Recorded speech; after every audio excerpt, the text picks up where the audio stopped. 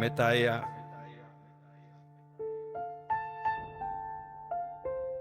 La historia de un hijo de militar, marcada por la ausencia y el sacrificio. Un niño que creció sin la presencia de su padre, que se iba por largos periodos de tiempo sin saber cuándo regresaría. La madre sola llorando, esperando noticias de su ser querido. Recuerdo el día que mi padre se fue. Yo era apenas un niño, no entendía por qué no podía quedarse conmigo, por qué tenía que irse a lugares lejanos y peligrosos. Mi madre me decía que era su deber, que estaba protegiendo a nuestro país y a nuestra familia. Pero la ausencia duele, duele no tener a alguien que te arrope por las noches, que te lía un cuento antes de dormir, que te acompañe en los momentos importantes de la vida.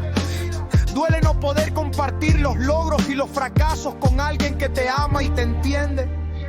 Mi padre regresaba a casa cansado y demacrado, con ojeras y arrugas en el rostro, pero siempre traía consigo una sonrisa y un abrazo para mí. Mi madre intentaba compensar el tiempo perdido, pero era imposible.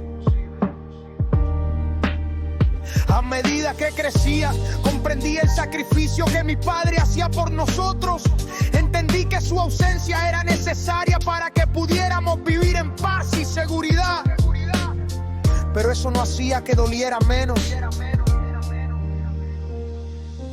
Hoy, como militar, sigo los pasos de mi padre. Sé que es un camino difícil y solitario, pero estoy dispuesto a hacer el sacrificio por mi país y mi familia.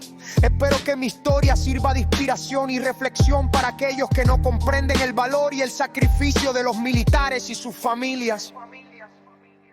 Gracias por escucharnos. Próximamente haremos dedicaciones personales. Síguenos en YouTube, Facebook y TikTok. Metaya, la historia de un hijo de militar, marcada por la ausencia y el sacrificio. Un niño que creció sin la presencia de su padre, que se iba por largos periodos de tiempo sin saber cuándo regresaría. La madre sola y llorando, esperando noticias de su ser querido. Recuerdo el día que mi padre se fue. Yo era apenas un niño, no entendía por qué no podía quedarse conmigo, por qué tenía que irse a lugares lejanos y peligrosos. Mi madre me decía que era su deber, que estaba protegiendo a nuestro país y a nuestra familia. Pero yo solo quería a mi papá en casa, jugando conmigo, llevándome al parque y enseñándome cosas nuevas. Los días se convirtieron en semanas y las semanas en meses. Mi padre se fue por 6 meses y luego por otros 6 meses más. Yo me sentía solo y abandonado, sin entender por qué mi padre no estaba allí para mí. Mi madre hacía lo mejor que podía para cuidarme, pero era difícil reemplazar la figura paterna que yo tanto necesitaba. Cuando mi padre regresaba a casa era como un sueño. Me abrazaba fuerte y me decía cuánto me había extrañado, pero su regreso siempre era efímero, porque pronto tenía que irse de nuevo y yo me quedaba con el corazón roto, esperando su próximo regreso. A medida que crecía, comprendí el sacrificio que mi padre hacía por nosotros. Entendí que su ausencia era necesaria para que pudiéramos vivir en paz y seguridad. Pero eso no hacía que doliera menos. Me dolía ver a mi madre llorando en silencio. Me dolía no tener a mi padre en los momentos importantes de mi vida. Recuerdo el día que me gradué de la escuela primaria. Mi madre estaba allí sonriendo y llorando al mismo tiempo, pero mi padre no estaba. Había llamado para felicitarme, pero no pudo estar presente. Me sentí devastado porque no podía estar allí para mí. Años pasaron y mi padre siguió yendo y viniendo. Yo me fui acostumbrando a su ausencia, pero nunca me acostumbré a la soledad que me acompañaba.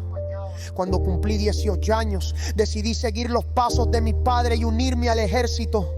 Quería hacer algo por mi país, quería sentirme orgulloso de mí mismo. Pero ahora que estoy en el ejército, entiendo mejor el sacrificio que mi padre hizo por mí y por nuestra familia.